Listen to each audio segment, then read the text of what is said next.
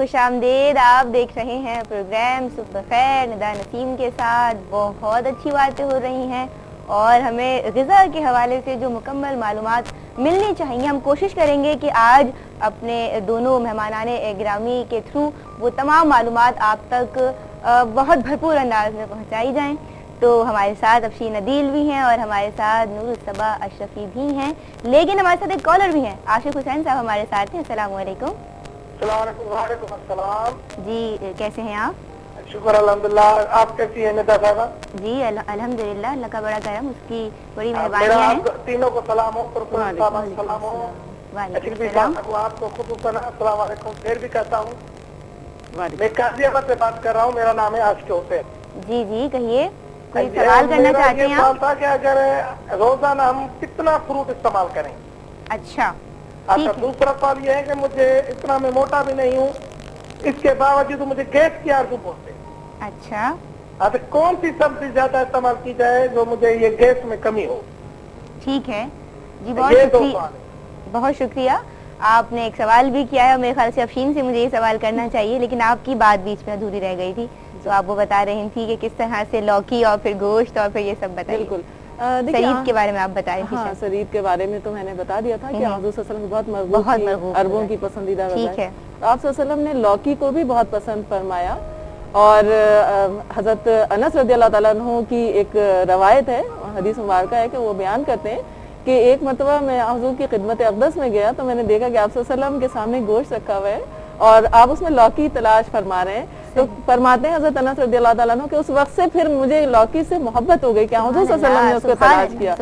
तो अब आप ये देखिए कि आप सल्लल्लाहु अलैहि वसल्लम ने लौकी को बहुत मरगूब किया और आपने उसके बारे में फरमाया कि ये जो बीमार दिल हैं या जिन जो पसमर्दा हैं, अफसरदा दिल, उनको तक़वियत पहुँचाती है लौकी, यानी उनके दिलों को कुव्वत पहुंचाती है, कुव्वत बख्श सब्जी है। और आप सल्लल्लाहु अलैहि वसल्लम ने दो चीजों को मिलाकर भी खाने की तरगीब दी है, जैसे ककड़ी को खजूर के साथ, तर खजूर के साथ, और तरबूज को तर खजूर के साथ आप सल्लल्लाहु अलैहि वसल्लम ने तनावुल फरमाया है। और इसमें एक हिदायत है कि खजूर में गर्मी होती है, सही, तो उसकी गर्मी को मुतदिल कर दिया जाए, क्योंकि इस्लाम ने तो मियाना रवी की तालीम दी है कि बहुत ज्यादा भी गर्म चीजें ना खाई जाए, मैदे के लिए काबिल हज़म नहीं होंगी। बहुत ज्यादा ठंडी चीजें भी जो है वो गले की खराश और दीगर तकलीफों का सबब बन सकती हैं। इसके अलावा आप सल्लल्लाहु अलैहि वसल्लम ने अजवा खजूर को बहुत ज्यादा पसंद फरमाया। आप सल्लल्लाहु अलैहि वसल्लम ने सिरके को बहुत पसंद फरमाया, बेहतरीन सालन करार दिया और फरमाया कि जिस घर में सिरका है वहाँ खैर बरकत उतरती है, खानों में खैर बरकत उतरती है। तो आप सल्लल्लाहु अलैहि वसल्लम ने मुर्ग को भी पसंद फरमाया, भुने हुए खानों को भी, यानी इन खानों को आप सल्लल्लाहु अलैहि वसल्लम ने इज्जत अता फरमाई और इसमें हमारे लिए भी सेहत और तंदुरुस्ती मौजूद है। आप सल्लल्लाहु अलैहि वसल्लम की सुन्नतों पर अमल करने का अजर सवाब भी इसमें हमारे लिए मौजूद है। सुभान अल्लाह, सुभान अल्लाह। जी अफशीन, आपकी जानिब आऊंगी और सवाल आपने भी सुना कि किस तरह से मतलब उन्होंने आपसे पूछा है कि वो कौन सी कितना फ्रूट्स ले सकते हैं और सब्जियां कौन सी ले सकते हैं। देखिए, फ्रूट्स के लिए वैसे तो वही बात है कि ज्यादा हर चीज़ की बुरी है, तो दिन में अगर हम कोई भी किस्म के 2 से 3 फल ले लें तो वो हार्मलेस नहीं होते।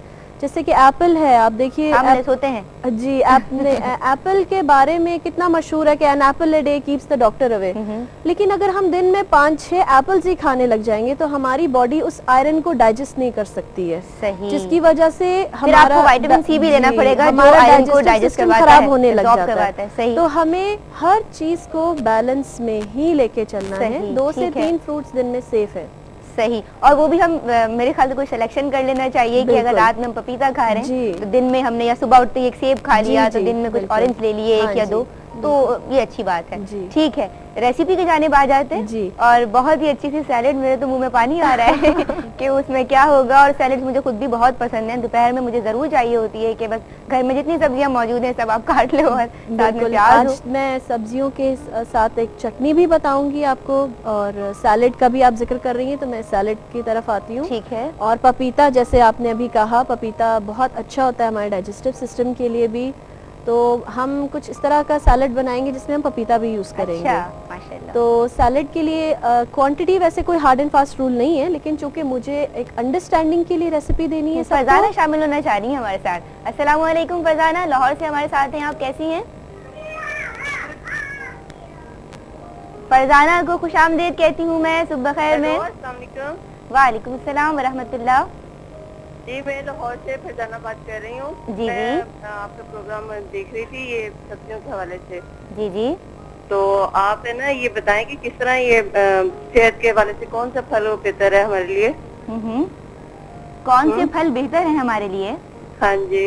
अच्छा, आप कौन कौन से फल इस्तेमाल करती हैं ये बताइए। मौसमी जो फल और मौसमी जो सब्जियां होती हैं वो आप इस्तेमाल करती हैं? बात करूँ आप है ना आपकी आवाज बहुत बच्चों वाली है, आप बच्चों के प्रोग्राम में ज्यादा अच्छी नहीं लगेगी। अच्छा, बहुत शुक्रिया जी आपका। मेरे ख्याल से हर इंसान में एक बच्चा और एक, अगर वो लड़की होती है तो उसमें एक बच्ची छुपी हुई होती है, ठीक है। और अगर आपको ऐसा लग रहा है तो बहुत अच्छी बात है कि शादी के बाद भी लोग मुझे ऐसा ही समझ रहे हैं कि मैं बच्ची लगती हूँ, तो मेरे लिए तो एक अच्छी बात है। और अगर आपको ऐसा लगता है तो फिर भी बहुत अच्छी बात है। बहुत शुक्रिया। और कोई सवाल करना चाहती हैं? जी, अभी भी लोग बच्चा समझते हैं तो ये मेरे लिए अच्छी बात है। जी आप मुझे रेसिपी बता रहे हैं। जी, रेसिपी में हम इस्तेमाल करेंगे कैप्सिकम, शिमला मिर्च हाफ कप, और उसके अलावा हम इसके अंदर प्याज, जो नॉर्मल प्याज होता है लाल, जो हम सालन में इस्तेमाल करते हैं, वो हाफ कप इस्तेमाल करेंगे। सही।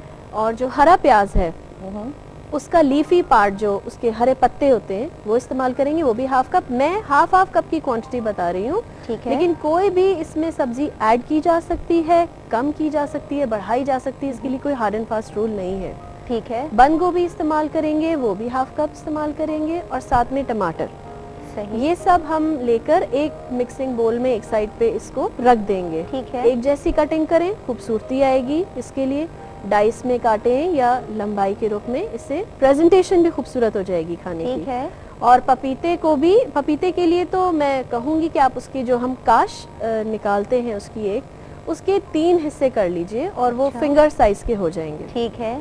इसको एक साइड पे रख दें, इसको सैलेड में मिक्स नहीं करना है। अच्छा, अभी आपने बताया कि डाइस की शक्ल में जी, और डाइस भी आप बता दीजिए, जरा क्लियर कर दीजिए। वो 4 खाने करके, जिसमें हम जैसे अंडे जैसे हम बारीक प्याज काट लेते हैं, सही। तो उसमें बंद गोभी, टमाटर, या लंबाई में वेजेस में काट लीजिए। सही। तो यानी जैसे 4 convenient कोने हो, इस तरह से समझ लीजिए, क्यूबिकल सी शेप हो जाएगी। डाइस वैसे जो हम गेम्स खेला करते हैं तो उसमें जो एक खास चीज होती है, मैं उसका नाम नहीं लूंगी, जिसमें नंबर आ जाया करते हैं, उसे कहा करते हैं। तो जी बताइए। हाँ जी, और अब अलग से इसको जब हम रख देंगे, तो अब एक और मिक्सिंग बोल में हम तकरीबन 3 टेबलस्पून, 3 खाने के चम्मच ऑलिव ऑयल के इस्तेमाल करेंगे।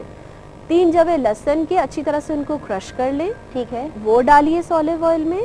साथ में 1/4 कप, 1/4 कप सोया सॉस का इस्तेमाल करेंगे, और चिली सॉस या हॉट सॉस, जो भी आप उसको आसानी हो आपको समझने में। चिली सॉस सूप्स में भी डलता है और काफ़ी वो होता है।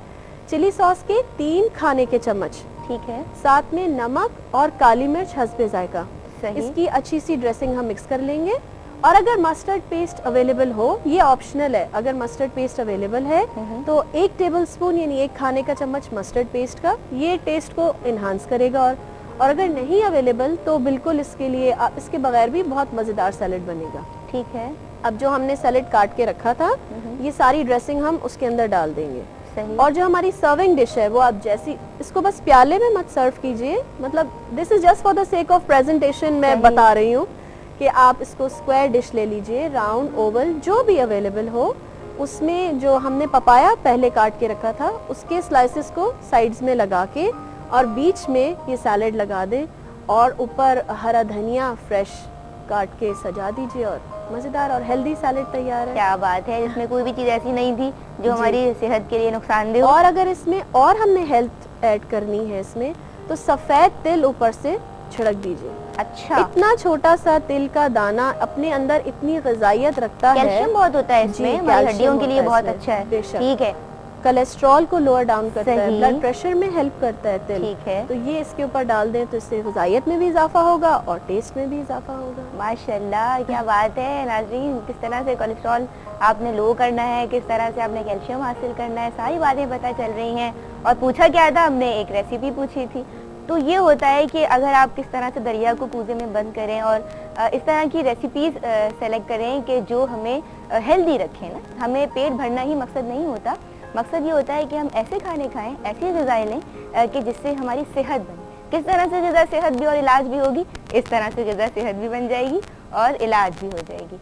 प्रोग्राम में एक ब्रेक शामिल कर रही हूँ। आपने क्या करना है, अपने सुबह को बेहतरीन बनाने के लिए अपने लबों को दुरूद पाक से तर रखिए। हम बस अभी वापस आते हैं।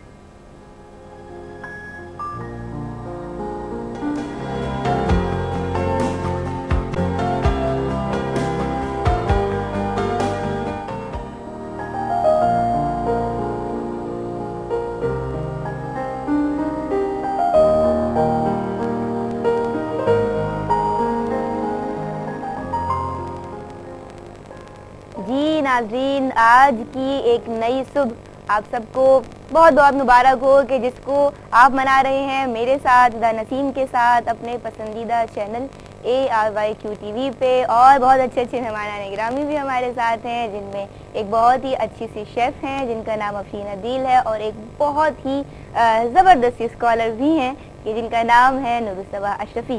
जी मुझे ये बताइएगा कि अच्छा जी, कॉलर भी हमारे साथ हैं, कोयटा से हमारे साथ हैं। अस्सलाम वालेकुम। वालेकुम सलाम। जी अपना नाम बताइएगा। मेरा नाम तैयबा है। मैंने ये पूछना था कि आजकल ये बहुत ज्यादा तहकीक आ रही है चाय पे, तो चाय किस तरह हमारी सेहत के लिए मुफीद है या अच्छा अभी ठीक है नबी करीम सल्लल्लाहु अलैहि वसल्लम ने फरमाया, या उनकी जिस तरह हम सुन्नत पे देखते हैं कि गर्म और सर्द चीजों का इम्तिजाज करके तो अतदाल पे लाते थे। जी ठीक है जी। चाय जो है ये किस तरह जो हम मोतदल इसको समझ सकते हैं और ये किस तरह हमारी सेहत के लिए बेहतर है? ठीक है जी, बहुत शुक्रिया आपने हमें ज्वाइन किया। चाय किस तरह से हमारी सेहत के लिए मुफीद है और रसूलुल्लाह सल्लल्लाहु अलैहि वसल्लम के दौर में ये पी जाती थी या नहीं पी जाती थी? देखें, चाय तो दौरे जदीद की इजाद है और ये हैबिचुअल है। चाय वो लोग पीते हैं, कॉफी वो लोग पीते हैं जो हैबिचुअल होते हैं, और इसका जो है जब उनकी हैबिट बन जाती है तो फिर वो ना लें तो जाहिर है कि उन्हें तकलीफ होती है, सर दर्द होता है, हेडेक हो जाता है। तो कोशिश ये करें कि अगर आप इसके आदी बन चुके हैं तो इसकी कम से कम 1 कप लें दिन भर में, वो भी बहुत है। और जो आदी नहीं है तो बहुत अच्छी बात है, क्योंकि मुज़र सेहत है ये। इससे बहुत सी कॉफ़ी और चाय में ऐसी चीज़ें होती हैं जिनसे इंसान बीमार हो सकता है, जिससे बहुत ज्यादा चाय का इस्तेमाल कैंसर जैसे मर्ज में भी खुदा न खास्ता मुब्तला कर देता है। तो अगर आप इसके आदी हैं तो कोशिश करें कि कम से कम चाय लें। सही, वो बार बार अगर एक ही चाय गर्म की जा रही है उसमें टैनिन्स बन जाया करते हैं, फिर वो जो कैफीन है उसकी ज्यादा तादाद भी अच्छी नहीं है। सही कह रही हैं। मुझे ये बताइएगा, एक सवाल जो है वो मेरे जहन में गर्दिश कर रहा है कि रसूल अल्लाह सल्लल्लाहु अलैहि वसल्लम के दौर से कि हमें ग्रीन टी जो कहवा जो बनाया जाता है, क्या उसका कोई क्या कहना चाहिए एविडेंस मिलता है? इसलिए क्योंकि जब आप जाइए हज या उम्रे के लिए तो आप देखते हैं कि अरब ममालिक में, या वैसे भी हम अगर हम पूरे अरब ममालिक की बात करें तो हमें नजर आता है इसका जो है वो बहुत सारा इस्तेमाल।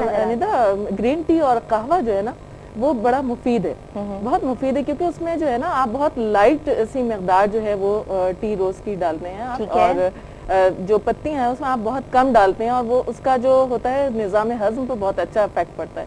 और आप अरब ममालिक में आप जाते हैं, आपने भी जिक्र किया, तो वहाँ तो बाकायदा रोजा अफ्तार के बाद लोग ये पीते हैं, कहवे का इस्तेमाल करते हैं। तो कहवा जो है वो अच्छा है, अगर आप खाने के बाद कैलुला से पहले भी दोपहर के वक्त भी आप 1 कप ले लें दोपहर के खाने के बाद, तो वो उससे जो है वो खाना हजम होने में जो है वो आसानी होती है। अच्छा, लेकिन ये जो आजकल जो जिस किस्म की चाय हम पी रहे हैं बहुत ज्यादा हॉट और बहुत ज्यादा जो होती है वो उसको हम बहुत ज्यादा पत्ती डालकर और बहुत ज्यादा स्ट्रॉन्ग बना देते हैं, वो हमारे निज़ाम हज़म को बिल्कुल आप यकीन करें नाकारा बना देती है। और आप देखिए कि बहुत से लोग सुबह का नाश्ता किए बगैर महज 1 कप चाय लेकर के निकल जाते हैं, उनका बिल्कुल एम्प्टी स्टमक होता है। उसमें आप बताइए कि कितनी मौलिक चीज अपने अंदर उंडेल रहे होते हैं। या इसी तरह अभी बहन ने जिक्र किया बहुत ज्यादा ठंडे मशरूबात, बाज़ लोगों की ये भी आदत होती है कि सुबह का ब्रेकफास्ट लेने के बजाय वो कोल्ड ड्रिंक लेते हैं, ऑफिस में या दफातर में जाते हैं, तो वो भी बहुत ज्यादा एम्प्टी स्टमक के लिए डेंजरस है। तो एतदाल में रहिए, और सुबह का जो है अगर आप आगाज अच्छा करना चाहते हैं तो सुबह का नाश्ता जो है वो अच्छा होना चाहिए, ताकि आपका पूरा दिन जो है वो अच्छा गुजरा। हुज़ूर सल्लल्लाहु अलैहि वसल्लम की हम अगर अहादीस मुबारका का मुताला करें तो आपने खुद भी सुबह के नाश्ते को पसंद फरमाया, और अपने असहाब को भी आप सल्लल्लाहु अलैहि वसल्लम ने इस बात की तालीम दी है, अपनी उम्मत को भी तालीम दी है कि सुबह के वक्त की चंद खजूरें खाना भी, थोड़ा बहुत अच्छा नाश्ता भी दिन भर के बेशुमार मुर्ग मुसल्लम और बड़ी बड़ी चीजों से ज्यादा अक्सीर होता है। माशाल्लाह, तो इसका ख्याल रखना चाहिए। मैं उस बहन के जवाब में बता रही हूँ जो चाय के इस्तेमाल के बारे में पूछेगी। सही। एम्प्टी स्टमक में बिल्कुल भी ना लें, कोई भी मशरूब ना लें एम्प्टी। सही, नाश्ता कीजिए, भरपूर कीजिए। और आजकल तो ये होता है कि लोग नाश्तों को स्किप कर देते हैं, समझते हैं कि नाश्ता करना ठीक है यार, हमने नाश्ता नहीं, बहुत बड़े मजे से कह रहे होते हैं कि हम नाश्ता नहीं करते, तो ये बहुत बुरी प्रैक्टिस है। आपने नाश्ता बिल्कुल नहीं छोड़ना चाहिए, आप दोपहर का खाना थोड़ा सा स्किप कर दें। और फिर हाँ, और मजीद बातें भी हमें चाय और ग्रीन टी के हवाले से करनी है, लेकिन एक कॉलर हमारे साथ हैं। अस्सलाम वालेकुम। वालेकुम सलाम व रहमतुल्लाह। कौन और कहाँ से बात कर रही हैं? कैसी हैं आप? मेरा आपने इतनी रवानी से बोला कि मैं समझ नहीं पाई, दोबारा से कहिए कौन बात कर रही है? कहाँ से बात कर रही हैं? मुल्तान से बात कर रही हैं। कैसी हैं आप? अल्लाह का शुक्र अल्हम्दुलिल्लाह। आप कैसी हैं? अल्हम्दुलिल्लाह, आप सबकी दुआएं हैं, अल्लाह का बड़ा एहसान है। आप इस प्रोग्राम में बहुत अच्छी लग रही हैं, आप डेली प्रोग्राम किया करें। अच्छा जी, अच्छी लग रही हूँ, बहुत शुक्रिया। आज हमारे साथ जो गेस्ट हैं उनसे कोई सवाल करना चाहती हैं? जी, मैंने राइस के बारे में पूछना है कि राइस हम जब पकाते हैं तो वो अक्सर जुट जाते हैं ना, खिले भी नहीं पकते, तो गांधी इसका भी टिप बता दीजिए कि मतलब उसका क्या टिप होता है अच्छी तरह पक जाए वो। अच्छा, चावल जुड़ जाते हैं आपके? जी, खिले भी नहीं पकते ना चावल, खिले खिले नहीं पकते। जी ठीक है, अच्छा जी, बिल्कुल आपके दाने बहुत अच्छा है, अल्लाह ताला आपको और तरक्की दे। अच्छा जी, बहुत शुक्रिया। आप सबकी दुआएं चाहिए, और हमेशा जब आप सबकी दुआएं हमारे साथ रहती हैं तो परवरदिगार फिर अपनी बहुत सारी इनायात हम सब पे कर दिया करता है। अफशीन हमारे साथ हैं, इस हवाले से भी बात करेंगे, लेकिन वो बात बीच में रह गई थी कि ग्रीन टी और चाय के अगर हम हवाले से बात करें कि बहुत सारे इसके एक्शंस हैं कि हाइपोलिपिडेमिक भी है, लिपिड लेवल भी आपका लो हो जाता है इससे, और फिर कोलेस्ट्रॉल के लिए भी बहुत अच्छा है, एक सेम ही बात है। लेकिन और भी बहुत से कि दिल के लिए किस तरह मुफीद है, जिगर के लिए किस तरह से मुफीद है, तो आप इस हवाले से क्या कहना चाहेंगे? यहाँ मैं एक छोटी बात ग्रीन टी के हवाले से छोटी सी बात कहूँगी कि एक मिसकंसेप्शन हमारे यहाँ बहुत डेवलप हो गया है कि ग्रीन टी पी लेने से हम दुबले हो जाएंगे। जो भी आप यूजुअली डाइट के हवाले से देख रहे होते हैं तो वो कहते हैं मैंने तो दिन में 4 कप ग्रीन टी के पिए लेकिन मैं तो दुबली ना हो सकी। तो ग्रीन टी बहुत फ़ायदेमंद है, लेकिन वो डाइजेशन के प्रोसेस में हेल्प करती है, पर वो ऐसा कुछ नहीं करती बेचारी। एक मासूम सी ग्रीन टी आपके पूरे पराठे के साथ जो आपने आपकी डाइट भी फिर वो एतदाल के साथ होनी चाहिए। जी हाँ, सही। और जहाँ तक चाय का सवाल है तो मैं इस सवाल के लिए बहुत ही नामौजू पर्सनालिटी हूँ, क्योंकि मैं चाय पीती ही नहीं हूँ। अच्छा, ये मैंने एक और चीज़ देखी है, अमूमन ये चीज़ भी देखने में आई है, मुशाहिदे में आई है कि ग्रीन टी या कहवे को भी 2 तरह से बनाया जाता है। एक तो जो फ्रेश लीव्स होते हैं उन्हीं को डायरेक्ट जो ग्रीन टी है जो हम मार्केट से परचेज करते हैं, उसके साथ साथ बाज लोग हमारे यहाँ भी, हमारे अब्बू कहा करते थे कि बेटा कुछ तरह से कि अगर हमारे पास ब्लैक टी भी है वही उसी की फर्दर ये फॉर्म होती है, तो आप क्या करेंगे उसी के चंद मतलब थोड़ी सी आधी टीस्पून आपने वो डाल के और 2 कप चाय में थोड़ी सी चीनी डाल के उसको कहवे की तरह बना के इलायची वगैरह डाल के नींबू डाल के तो वो भी हम पीते हैं। तो वो भी उतनी ही ज्यादा मुफीद है या ग्रीन टी ही ज्यादा? ये दोनों अलग लीव्स से तैयार होती हैं, दोनों की तासीर मुख्तलिफ है। सही। तो वो कहलाता तो वो भी कहवा ही है, लेकिन वो पत्ती से, काली चाय की पत्ती से तैयार होता है। ठीक है, तो दोनों की इफादियत में डिफरेंस है। सही, माशाल्लाह। इस हवाले से अच्छा, हाँ, चावल तो बीच में रह ही गए। चावल तो मतलब आजकल अगर हमारे दस्तरखान पे चावल ना हो तो हमें ऐसा लगता है कि वो फिर ऐसा क्या करें कि चावल उनके चिपक जाया करते हैं। खवातीन अमूमन लीमू डाल देती हैं, सिरका डाल देती हैं। अच्छा देखिए, बेसिकली तो पकाने पे बड़ा डिपेंड करता है। जी। ये एक तो किस ब्रांड का चावल इस्तेमाल कर रहे हैं। जो कुछ चावल होते हैं जो कम पानी लेते हैं, कहीं चावलों में उनकी मिकदार से ज़्यादा पानी डल रहा है। चावल पुलाव जब हम बनाते हैं तो उसकी निशानी है कि इतना हिस्सा पानी अबव होना चाहिए चावल से। अच्छा, बस जब हम पुलाव बनाते हैं। बॉइलिंग में तो बहुत ही आसान है कि जैसे ही आपने चेक किया चावल तैयार हुआ, आपने फ़ौरन पानी टर्न कर दिया, लेकिन पुलाव में थोड़ा केयर करनी पड़ती है। तो ये ही बात है कि आप या तो सिरके का इस्तेमाल करें, 1 चम्मच सिरका डालें उसमें, या नींबू के चंद कतरे डालें। लेकिन अगर पानी ही ज्यादा होगा या भिगोया बहुत ज्यादा है, हर चावल इतनी देर नहीं भीगता। सही। सैला चावल अलग टाइम लेता है, बासमती चावल भीगने के लिए अलग टाइम लेता है। बिल्कुल सही। अगर अगर हमने चावल को बहुत देर तक भिगो के रखा और उसको ज्यादा पानी में डाल दिया है तो कोई भी टिप यहाँ पे काम नहीं करेगी। तो ये तो मेथड चेक करने की जरूरत है कि कहाँ ऐसा हो रहा है कि चावल चिपक रहे हैं और खिल के नहीं बन रहे। ठीक है, तो ज्यादा देर तक भिगोना नहीं है। और फिर चावल किस किस्म के आप इस्तेमाल कर रहे हैं, वो बासमती है, वो सेला है, अब अगर आपको ये किस्में चावलों की पता है तो बहुत अच्छी बात है, फिर आप उसी हवाले से अगर आप बासमती यूज़ कर रहे हैं तो 20 मिनट से ज़्यादा आपको नहीं भिगोने, और अगर आप सेला यूज़ कर रहे हैं तो वो शायद 1 और 2 घंटे, आधा घंटा मिनिमम, आपको 1 घंटा आप भिगो सकते हैं उसको आराम से।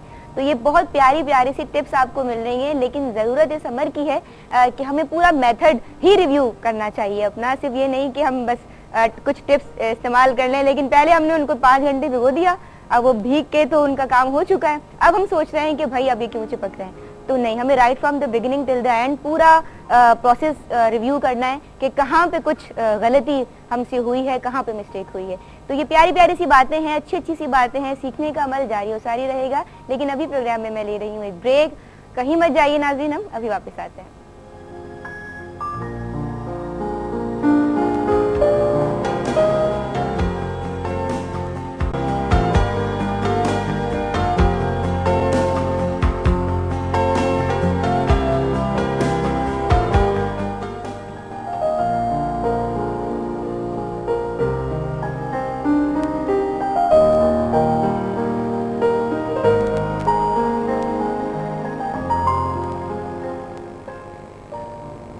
नाज़रीन, वेलकम बैक इन सुबह खैर। आप देख रहे हैं सुबह खैर निदा नसीम के साथ। कैसे गुजर रही है आपके सुबह? अब सब ने नाश्ता तो कर लिया होगा मुझे पता है, लेकिन कितना हेल्दी नाश्ता किया।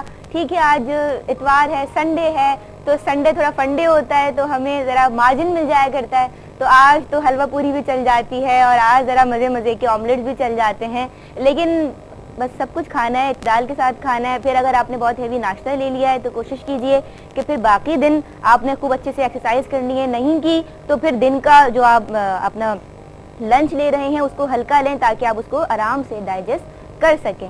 तो अब मैं आ रही हूँ एक बहुत ही अच्छी सी रेसिपी की जाने। बस ये कद्दू की चटनी है और ये कितनी मज़े की है ये आपको बताएंगी अफशीन अदील जी। ये कद्दू की चटनी है और इसमें 2 बहुत ही ज़बरदस्त इंग्रेडिएंट्स का इस्तेमाल है, और सुन्नत के हिसाब से नबी पाक सल्लल्लाहु अलैहि वसल्लम ने, जिस तरह भी हमने अर्लियर बात की, कद्दू और सिरका नबी पाक सल्लल्लाहु अलैहि वसल्लम ने कितने पसंद फरमाई, दोनों चीज़ें इसमें इस्तेमाल हो रही हैं। अच्छा, कौन सा? एक लौकी है, फिर लोग कंफ्यूज हो जाते हैं, मीठा कद्दू है और एक मैं बताने लगी थी, लौकी बड़ी वाली जो लौकी है लंबी, वो लौकी इस्तेमाल करेंगे हम इसमें। तकरीबन आधा किलो से 3 पाव, आधा किलो से जो 3 एक बिग साइज की वो एक होती है नॉर्मल, उसको बॉईल कर लें, छोटे छोटे उसके टुकड़े काट के उसे कम से कम पानी डाल के बॉइलिंग में रख दें, क्योंकि इसमें वाटर कंटेंट बहुत ज्यादा होता है, ये खुद बहुत पानी छोड़ेगा और पानी इसके अंदर एब्जॉर्ब कर ले। और बहुत लॉन्ग टाइम इसको नहीं देना कुकिंग के लिए कि इसकी हर चीज उसी में फिनिश हो जाए, सॉफ्ट हो जाएगी लौकी। इसको आप निकाल लीजिए, ठंडा कर लीजिए और इसको ब्लेंडर में डाल दीजिए।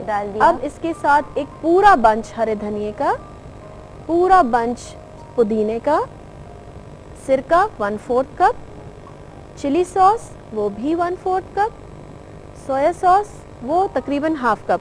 अगर नमक का कंटेंट ज़्यादा लगे तो उसको थोड़ा सा कम कर लीजिए, ठीक है। ये डालेंगे। हरी मिर्चें 3 से 4 अदद, और इसके साथ कुटी हुई मिर्च और नमक। अपने कुटी हुई मिर्च 1/2 टी-स्पून डाल लीजिए, नमक अकॉर्डिंग टू द टेस्ट, लेकिन नमक कम, क्योंकि सिरका और सोया सॉस जरा नमक का जी ऑलरेडी होता है, जी इसमें होता है। और इसके साथ काली मिर्च आधा चम्मच। सही। इसको ब्लेंडराइज कीजिए और इसे जब खाएंगे तो इसे कोई नहीं पकड़ सकेगा कि इसके अंदर लौकी शामिल है। ये बहुत मज़ेदार चटनी बनती है और सबसे बड़ी बात ये तकरीबन हम इसे 1 महीने तक रेफ्रिजरेट कर सकते हैं। माशाल्लाह, भाई 1 महीने तक रेफ्रिजरेट कीजिए और निकालिए खाइए, निकालिए खाइए। मुझे तो बहुत डिलीशियस लगी। अच्छा प्रिजर्वेटिव है, इसको बड़ा अच्छा प्रिजर्वेटिव है, यानी चीजों को संभाल के रख सकता है आराम से। ठीक है नाज़रीन, तो अब आ जाते हैं नूरुस्सबा की तरफ। इंसानी सेहत को खराब करने वाले असबाब क्या हैं?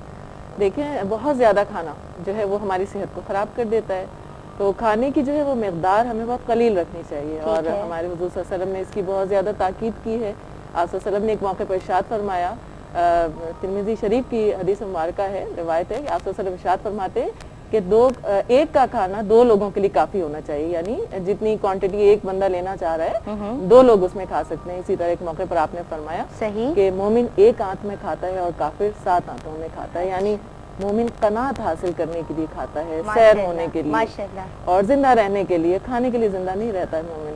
और आप सल्लल्लाहु अलैहि वसल्लम ने जो है वो सादे ग़िज़ाओं पे बहुत ज़्यादा जोर दिया, सादगी पर जोर दिया। आपकी ज़िंदगी बहुत सादा थी आप सल्लल्लाहु अलैहि वसल्लम की। आप सल्लल्लाहु अलैहि वसल्लम ने बगैर छने हुए आटे की जौ की रोटी जो है वो तनावुल फरमाई और मैदे की चपातियां आपके लिए कभी बनाई नहीं गई। ठीक तो है। अब आप ये देखिए कि आज गोश्त का इस्तेमाल कितना बढ़ गया है। सही, सही, और सही। गोश्त जो है वो इंसानी सेहत के लिए बहुत ज्यादा गोश्त खाना मुज़िर होता है। ठीक है, माशाल्लाह माशाल्लाह। मैं क्या बोलूं, मैं सोच रही थी मैसेज पूछूं, लेकिन नाज़रीन इतनी ज्यादा मैं क्या कहूं कि अच्छी बातें इन्होंने बतलाई हैं कि मैसेज इटसेल्फ इनकी गुफ्तगू में था। तो सादा खाना खाइए, खुश रहिए और ज़्यादा तेल से और ठीक है कम भी खाइए और चिकनाई से परहेज कीजिए। ये प्यारी प्यारी सी बातें हैं और जौ का इस्तेमाल बढ़ाइए जो आप इनसे सुन ही चुके हैं। तो ये अच्छी अच्छी अगर बातों पे आप अमल पैरा हो जाएंगे तो बस देखिए ज़िंदगी कितनी हसीन हो जाती है। फिर ये डाइजेशन और ये कोई प्रॉब्लम्स आपको छू के भी नहीं गुजरेंगे। तो बहुत शुक्रिया नूरुस्सबा अशरफी साहिबा आपका, बहुत शुक्रिया अफशीन अदील आपका। मुझे बहुत अच्छा लग रहा है, एक प्लेजर फील कर रही हूँ आप दोनों के साथ यहाँ बैठ के और आज के इस मॉर्निंग शो को फर्स्ट टाइम होस्ट करके। नाज़रीन मोहतरम, अभी प्रोग्राम में मैं ले रही हूँ एक ब्रेक, लेकिन ब्रेक के बाद हमें ज्वाइन करने जा रहे हैं आपके बहुत ही फेवरेट हकीम साहब, जिनसे आप एक फहरिस्त तैयार करके पहले से बैठे हुए होते हैं, मुझे पता है। और बहुत सारे सवालात ऐसे होते हैं जो आप उनसे करना चाहते हैं तो वो हिकमत की रोशनी में आपको उसके बहुत ही मुदल्लल जवाब दिया करते हैं हकीम अब्दुल बासित साहब। हमें इस ब्रेक के बाद ज्वाइन करेंगे। अपने सुबह को खुशगवार बनाइए, जहाँ तक हो सकता है प्यार बिखेरने की कोशिश कीजिए। हम अभी वापस आते हैं।